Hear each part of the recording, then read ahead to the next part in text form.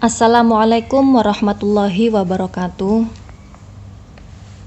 Kali ini saya akan menjelaskan tentang perjalanan ibadah haji yang biasa dilakukan oleh jamaah haji asal Indonesia. Kenapa saya bilang seperti itu? Karena sebenarnya ada beberapa perjalanan atau urutan ibadah haji. Nah, kali ini saya akan lebih mengkhususkan bagi jamaah haji yang berasal dari Indonesia. Kalau begitu langsung saja kita mulai dari berangkat dari Indonesia. Jamaah haji asal Indonesia itu biasanya dibagi menjadi dua kloter. Kloter pertama dan kloter kedua. Kloter pertama itu jamaah haji ke Madinah terlebih dahulu karena masih jauh dari tanggal haji. Untuk kloter yang kedua, jamaah haji itu langsung tiba di Mekah, dari Indonesia langsung ke Mekah karena waktunya sudah mepet atau menjelang tanggalnya haji. Bagi jamaah haji asal Indonesia, baik dia dari Madinah maupun langsung dari Indonesia ke Mekah, maka hal yang pertama dilakukan adalah ketika dia sudah sampai ke bandara atau sudah sampai ke Jeddah, maka jamaah haji bersiap-siap untuk melakukan ihram. Ihram apa? Ihram untuk umroh. Karena kebanyakan jamaah haji asal Indonesia itu mereka memilih haji tamattu, yaitu melaksanakan umroh terlebih dahulu, baru kemudian berhaji. Nah, karena yang dipilih adalah haji tamattu, maka ketika sudah sampai di Jeddah, jamaah haji bersiap untuk ihram, yaitu mandi, membersihkan diri, kemudian memakai pakaian ihram. Untuk selanjutnya niat untuk umroh. Nah, jadi ini belum waktunya haji, mereka masih umroh terlebih dahulu dengan niat nawaitul umrota wa ahramtu biha. Setelah mereka niat dengan sudah memakai pakaian ihram, mereka atau jamaah haji ini berangkat menuju Mekah. Nah, jadi ini yang saya jelaskan adalah umroh terlebih dahulu. Dari Jeddah kemudian langsung menuju ke Mekah dengan kondisi sudah memakai pakaian ihram. Setelah itu mereka langsung melaksanakan tawaf kudum dan sa'i. Nah, setelah melaksanakan tawaf dan sa'i, kemudian mereka tahallul. Nah, inilah kegiatan selama umroh. Jadi rukunnya umroh itu ada 4. Yang pertama yaitu ihram, niat dengan memakai pakaian ihram. Yang kedua tawaf, yang ketiga sa'i, dan yang keempat adalah mencukur rambut. 4 ini merupakan rukun umroh. Lanjut ke ibadah haji. Ketika sudah menginjak tanggal 8 Zulhijjah, nah maka dimulailah perjalanan ibadah haji. Bagaimana permulaannya? Jadi biasanya pada tanggal 8 Zulhijjah, siang atau sore, jamaah haji sudah mempersiapkan diri. Sama seperti tadi, membersihkan badan, mandi, memakai pakaian ihram. Setelah memakai pakaian ihram, jamaah haji keluar dari kota Mekah. Nah, tadi kan mereka sudah ada di Mekah. Nah, untuk mengawali prosesi ibadah haji, para jamaah haji ini harus keluar dari tanah haram. Kemana? Ada beberapa mikot, tetapi yang paling dekat adalah mikot yang berada di Tan'im. Jadi para jamaah haji ini keluar dari tanah haram dulu menuju Tan'im. Di sana mereka melafalkan niat untuk ibadah haji dengan niat nawaitul hajja wa ahramtu bihi. Setelah mengucapkan niat, jamaah haji kembali langsung ke Arafah. Nah, setelah dari Tan'im melafalkan niat di sana, jamaah haji pada tanggal 8 Zulhijjah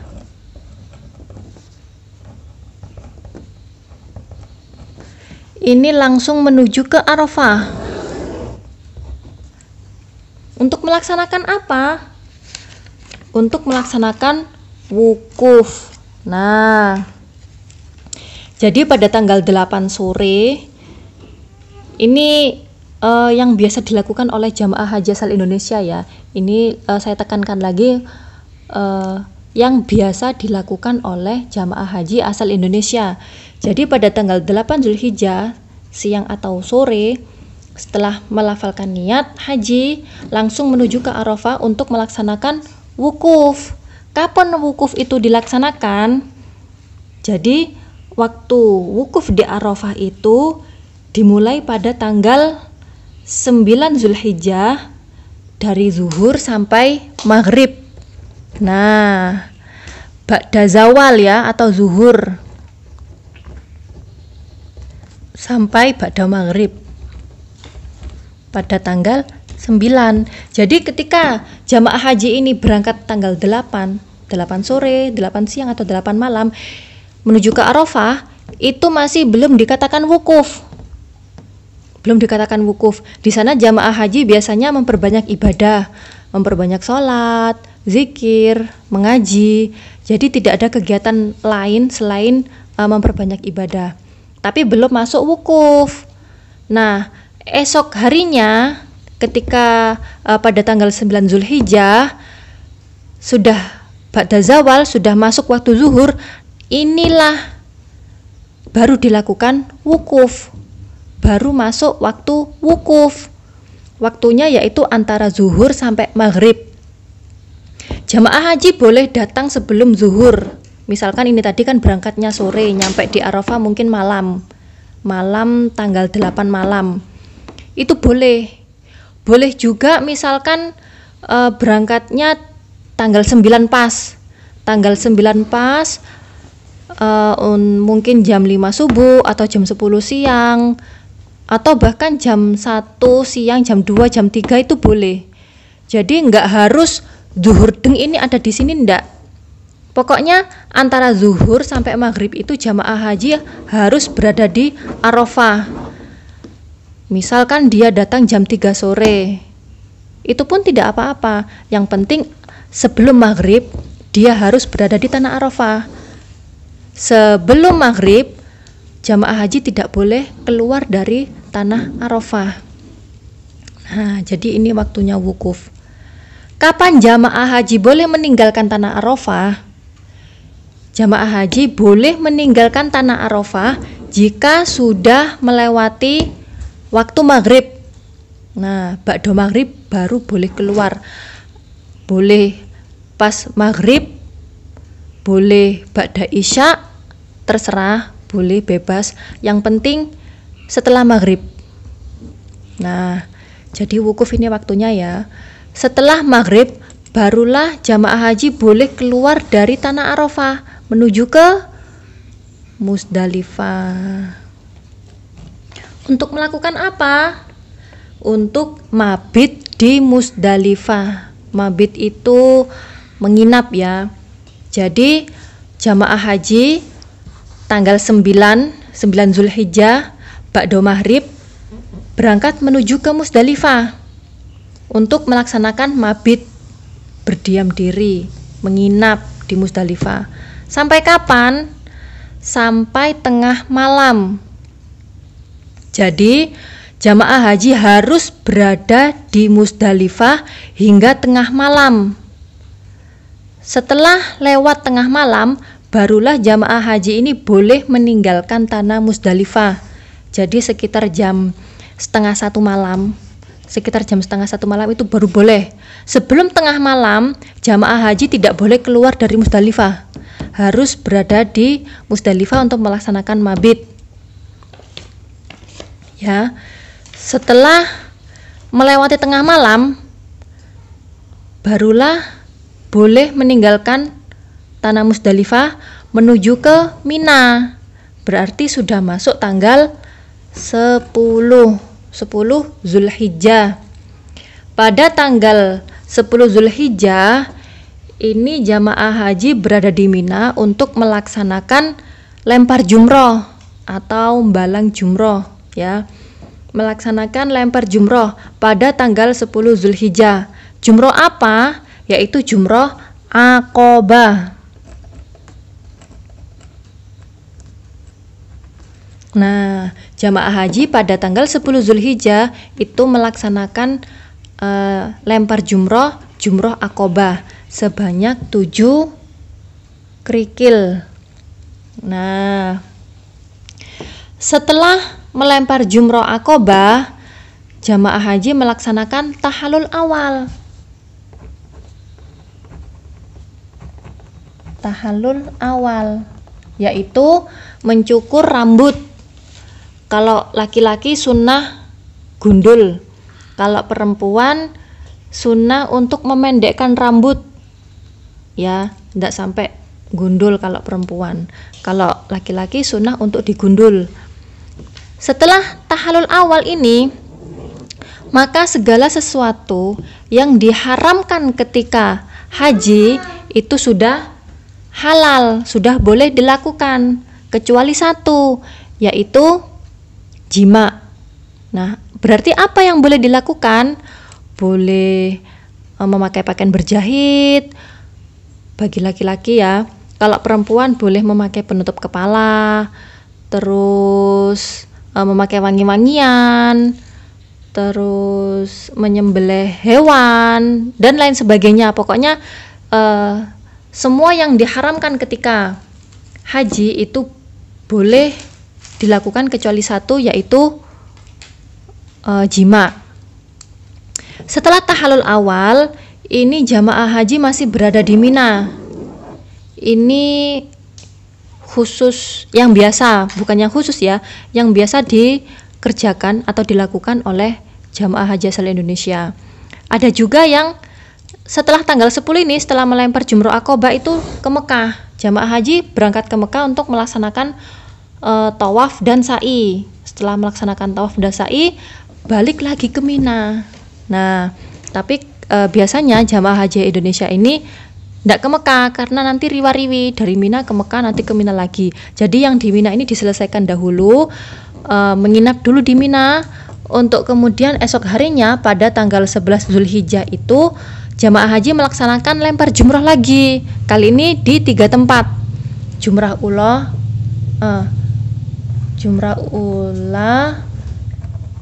wusta, dan Aqobah. 1, 2, 3 dengan masing-masing 7 batu kerikil. 7, totalnya 21 kerikil pada tanggal 11 Zulhijjah. Setelah itu jamaah haji masih tetap berada di Mina sampai esoknya tanggal 12 Zulhijjah. Jamaah haji kembali melempar jumroh di 3 tempat, ula, wusta, Aqobah, sebanyak masing-masing 7 kerikil. 7, totalnya 21 kerikil. Nah, 3 hari, ya, 10, 11, 12 dengan total 49 batu kerikil. Setelah tanggal 12 melempar jumrah ula, wusta, Aqobah, jamaah haji menuju ke Mekah. Nah, menuju ke Mekah ini dinamakan nafar awal. Jadi jamaah haji pada tanggal 12 Zulhijjah itu kembali ke Mekah sebelum maghrib. Jika maghrib jamaah haji masih belum meninggalkan Mina, maka jamaah haji diharuskan untuk menginap 1 hari lagi di Mina. Jadi kalau melewati waktu maghrib jamaah haji masih di Mina, belum balik ke Mekah, maka dilanjutkan menginap di Mekah 1 malam lagi. Otomatis keesokan harinya tanggal 13 Dzulhijjah, jamaah haji harus melaksanakan lempar jumroh lagi sebanyak 3 tempat, ula, wusta, aqobah. 7, 7, 7, totalnya 21 batu kerikil. Jadi totalnya 70 batu kerikil ya. Nah, setelah melempar sebanyak 70 batu kerikil pada tanggal 13 ula, wusta, aqobah, jamaah haji berangkat menuju ke Mekah. Nah, ini yang dinamakan nafar sani karena menginap semalam lagi. Jadi tambah 21 kerikil, totalnya 70. Setelah melempar ini kembali ke Mekah, dinamakan nafar sani. Setelah di Mekah, apa yang dilakukan? Nah, kalau yang ini tadi ditentukan waktunya tanggal 9, tanggal 10, 11, 12, 13 ini ditentukan. Ketika sudah sampai Mina, berarti kegiatannya tinggal tawaf dan sa'i ya yang belum. Nah, tawaf dan sa'i ini tidak ditentukan waktunya. Jadi misalkan jamaah haji kembali ke Mekah masih dalam keadaan capek, maka boleh beristirahat dulu di hotel. Kemudian tawafnya besok itu boleh. Atau misalkan kalau masih kuat, masih sehat ya, masih muda, masih kuat, sehat, semangat, begitu sampai ke Mekah langsung melaksanakan tawaf dan sa'i di hari itu juga boleh. Jadi untuk tawaf dan sa'i ini tidak ditentukan waktunya. Tawaf ifadah ya. Jadi setelah sampai ke Mekah melaksanakan tawaf, kemudian sa'i. Sa'i dari Bukit Sofa ke Marwah sebanyak 7 kali. Nah, setelah jamaah haji melaksanakan tawaf dan juga sa'i, maka seluruh rangkaian perjalanan haji sudah selesai dilakukan, otomatis sudah tahalul sani. Jadi kalau tahalul awal ini tadi harus bercukur rambut, kalau tahalul yang sani ini tidak perlu. Jadi yang namanya tahalul itu tidak harus cukur rambut. Cukur rambut yang tahalul awal. Tahalul sani itu ketika semua rangkaian ibadah haji ini sudah dilaksanakan, otomatis sudah tahalul sani tanpa perlu mencukur rambut lagi. Nah, ketika sudah tahalul sani, maka selesai sudah rangkaian ibadah haji, hajinya sudah sempurna, dia boleh melepas pakaian ihramnya, dia boleh melaksanakan kegiatan seperti biasa. Segala sesuatu yang diharamkan ketika haji sudah boleh semuanya, termasuk jima. Mungkin ini saja yang dapat saya sampaikan. Kurang lebihnya mohon maaf yang sebesar-besarnya. Assalamualaikum warahmatullahi wabarakatuh.